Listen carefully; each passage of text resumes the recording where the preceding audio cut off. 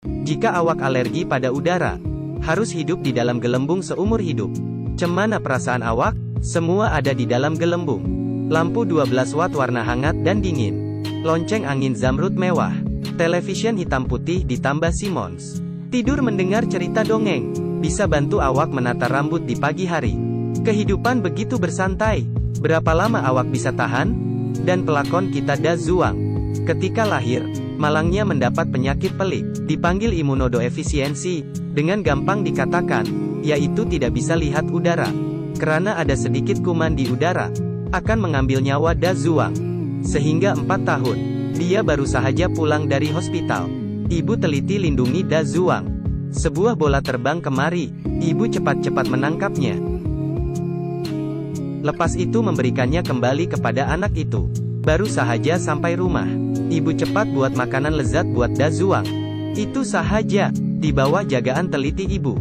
Da Zuang tumbuh perlahan di gelembung. Kanak-kanak yang nakal sering menertawakan Da Zuang, dan melemparkan batu kepadanya dari masa ke masa. Hasilnya dapat dibayangkan, ibu memegang senapang semprot. Mereka bertiga basah kuyup, biar tidak bosan, ayah juga membeli basikal untuknya. Tetapi dia tidak tahu bagaimana mengajarnya. Setiap makan tengah hari letakkan di dalam gelembung, dan steam untuk menyingkirkan bakteria. Da Zuang baru bisa makan dengan tenang. Hari demi hari, Da Zuang sudah besar. Da Zuang yang tinggal dalam gelembung selama 16 tahun.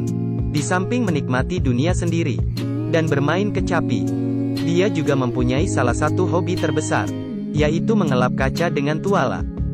Oh, ternyata tidak, melihat Cui menyuci kereta. Pada masa yang sama Cui juga memperhatikannya.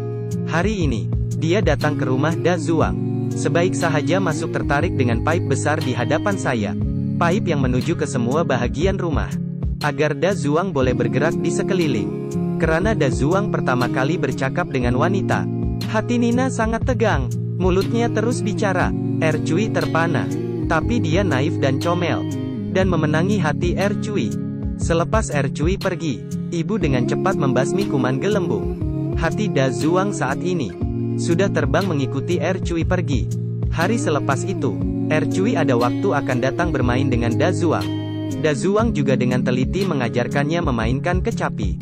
Dari masa ke masa, hubungan keduanya semakin erat, tetapi selalu ada gelembung di antara mereka. Cui ingin masuk ke gelembung mencarinya, tetapi ditolak oleh Da Zuang. Bagaimanapun ada resiko besar begini, karena tidak dapat memberikan apa yang Cui mahu. Jadi Cui meninggalkan Da Zuang dengan kejam. Ini membuat Da Zuang sangat sedih. Dia merendam dirinya dalam gelembung sepanjang hari. Ibu menyuruhnya makan pun tidak dihiraukan.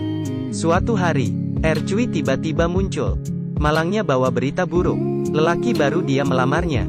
Dia datang tanya Da Zuang apakah dia mau setuju. Walaupun hatinya Da Zuang ada Cui, tetapi dia tetap memberkatinya. Cui pergi dari sini dengan mata merah, tetapi meninggalkan sebuah hadiah sebelum pergi, yaitu bola kristal seharga $9,9.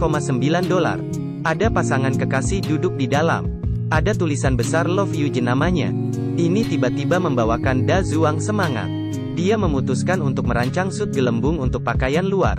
Untuk mengekalkan cinta sendiri, demi cinta sendiri.